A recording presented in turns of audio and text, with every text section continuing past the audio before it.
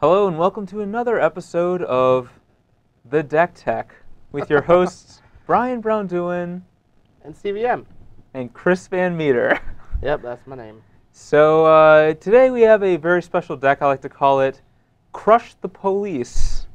After a certain heavy-footed gentleman in the new set.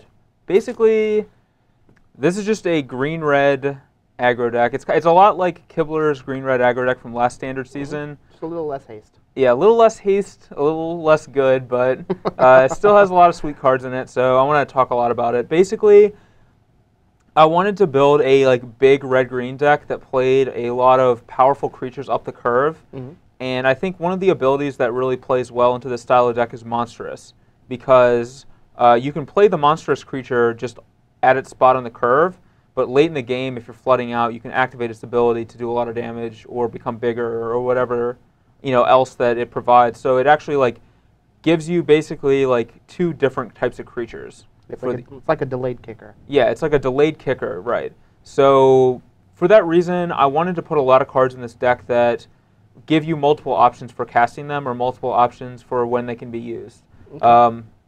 One example is Boon Satyr. He's a 4/2 flash for 3, which is already a pretty solid deal. Basically on par with Wolfear Avenger, which definitely saw some play. But you can also pay 5 mana to make him an enchantment that enchants a creature and gives it +2/+4, or +4/+2. And then if that creature dies for any reason, basically if Boon Satyr would ever not be enchanted to a creature, it just becomes a creature again. So you basically get double duty out of it for that. And similarly, we have Polychronos at 4 mana, who has a monstrous ability to kill some guys. Polis Crusher, when he gets monstrous, he just gets big. He's just a massive trample creature, and he can destroy some enchantments, which could very well be relevant with a lot of the new enchantment creatures and enchantment artifacts and stuff that are in the set. And then we have Stormbreath Dragon, which is kind of like mini Thundermaw. A little bit worse than Thundermaw Hellkite, but the monstrous ability is very good at countering Sphinx's Revelations and stuff. Well, the more I think about Stormbreath Dragon, I feel like it's on par, if not better, than Thundermaw Hellkite. There aren't a lot of non-white flying creatures that are wanting to block him.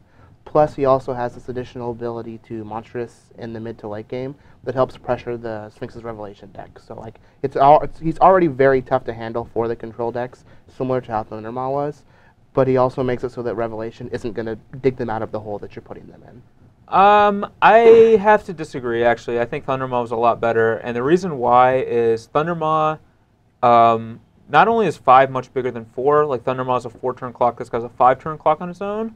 But Thundermaw it wasn't just the fact that you couldn't block Thundermaw with your flying creatures. It was the fact that you couldn't block anything with your flying creatures when Thundermaw was played. So if I have a white flyer and you play Stormbreath Dragon, I can still block your Boon Satyr.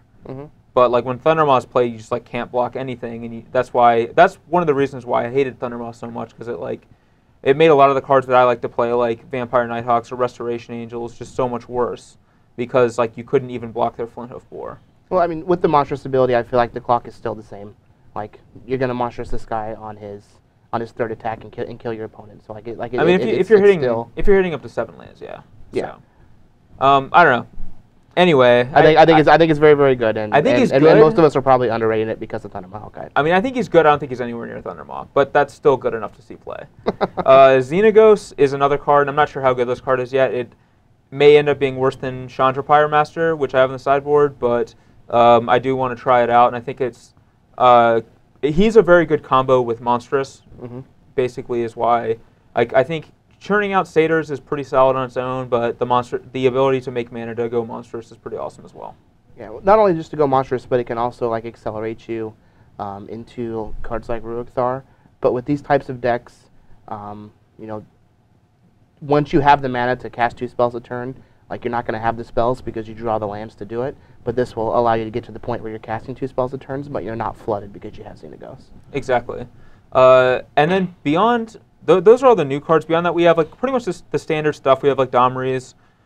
Since we have no spells in the deck, really Xenagos and lands are the only thing that can brick Domri for us, so I like that a lot. We have Scavenging Ooze, pretty standard creature. Probably won't be quite as good as it was in last standard. It can't eat undying creatures and Rancors and a bunch of other stuff like that. It doesn't brick Snapcaster Mage, but it's still just going to get big. I mean, we have 1 million creatures in here. I'm sure a lot of them are going to die over the course of the game, and our opponent's creatures too. So yeah, it just kind of plays the same theme with creatures that have like multiple modes. So like on turn 2, he's a Grizzly Bear, but on like turn 7, you can play him and then just like make him a 5/5 or a 6/6 and gain a bunch of life. Creatures will be dead. Yep. Gore Clan's pretty standard. Elvish Mystic's pretty standard. Zertaw Druid is not very standard, but I actually think this card is going to see a rise in play. I agree. Basically, we only have one drop accelerator, so we're gonna have to turn to 2-drop accelerators. Basically, if we want to ramp to 4 mana, and like this deck has a lot of 4s. We have Polis Crusher, Polychronos, Gore Clan, Azina Ghost. So we want to ramp to 4 a lot, and so having Zertaw Druid lets us jump from 2 to 4, and it can also let us jump from if we have like Mystic into Zertaw, we can jump from like 1 to 3 to 5 as well. So there's a lot of things we can do with that, and basically the damage that Zertaw deals is not to be like ignored. From playing this card in limited, it adds up very fast, and I've had a lot of games where I'm just like in chump block mode and Zertawing them until they die. So there's a lot of awesome things with that, and anytime you're playing like Hasted Dragons and Rurik Thars, like we have a lot of incidental damage, and so it definitely adds up. So I think that card will be very good.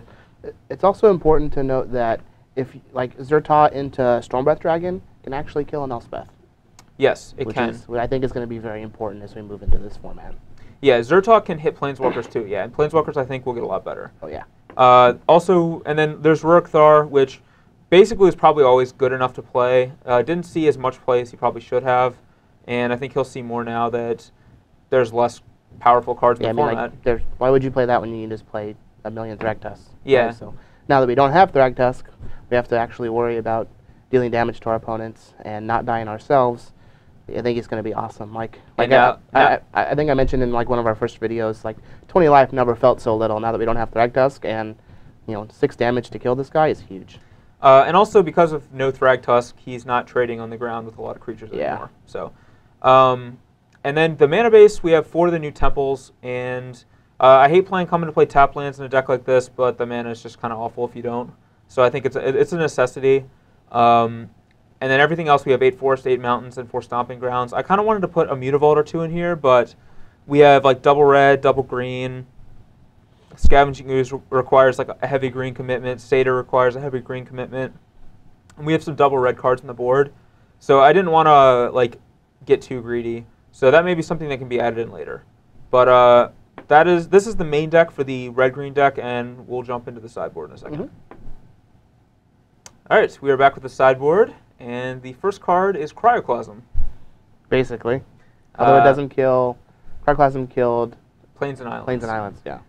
This is basically the successor to Cryoclasm, Pyroclasm, I don't know. Some sort of like Clasm effect. It's Peak Eruption. Basically deals 3 damage to a mountain, or kills a mountain, deals 3 damage to that mountain's controller. So you can kill Planeswalkers with that ability if they're at 3 or less loyalty. You can kill your opponent at that ability if they're at 3 or less life. Like, there's a lot of sweet things you can do. I think this card's pretty cool because basically it's very good against any Steam Vent deck, any kind of control deck playing Steam Vents. I think with the new Fact or Fiction card, there'll be a lot of those. It's also very good against any deck playing Chain to the Rocks, because they're going to chain your creature, and then you're going to rock their world by dealing 3 damage to them, killing their Planeswalker, and getting your guy back. Beyond that, we have 2 Hammer of Perforos, and I wanted to put this in the main deck, but I didn't really find room. I've played this in our last video, so I wanted to try out some new cards like Boon Satyr instead. But basically, I think this card's very good in this deck because Haste was what made the red-green deck so good in last standard. And giving all your guys haste is like pretty awesome. Beyond that, it lets you like have some level of inevitability against some of the decks that are going to kill all your guys. Like any of like the black decks that are playing like 90 Doomblade effects. Like if you're just turning every land into a creature, they'll run out eventually. So hopefully, I mean they might not. I guess it's theoretically possible. But yeah, I like that card a lot in some of the slower matchups for that reason. Mizium Mortars and Electrickery are basically pretty self-explanatory. We want to bring these in against some of the cheaper creature decks in the format just to provide some early removal. Mizium Mortars is also good in like kind of mid-rangey creature battles where a lot of their guys are 4 toughness or less. You know, pretty much the same as last standard format. A lot of Loxodon Smiters. Yep, a lot of Smiters that died in Mizium Mortars. Chandra Pyromaster. This card is probably good enough to be main deck, and by probably I mean definitely. Yeah. Again, I wanted to try out some new cards like Polis Crusher and Xenagos and Polychronos. So I didn't find room for Chandra, but this card is amazing, and I expect it to see a lot of play. And it's good in a lot of different matchups. Really, the only matchups that I don't think it's particularly great against are decks that are playing like Advent of the Worm and stuff like that, like the Smiter decks. Yep. So it's pretty much usually pretty good against almost everything else, though. So I expect this card to be like awesome in the new standard format. And then Destructive Revelry, I also think will be very good. All the equipment of the gods, the weapons of the gods, die to Destructive Revelry, as well as Chain to the Rocks. There's a lot of other enchantment creatures as well. So I do like Destructive Revelry a lot, and I think that the 2 damage from it is more important than the 3 mana card that exiles 1. Even though that card can hit a god, I think dealing 2 damage is more important, and I don't think the gods are particularly scary for an aggressive deck like this one anyway. I agree. But yeah, this is the sideboard, and I don't know, I'm pretty excited to play this deck. I think it's pretty cool, so hopefully it plays out pretty well for us.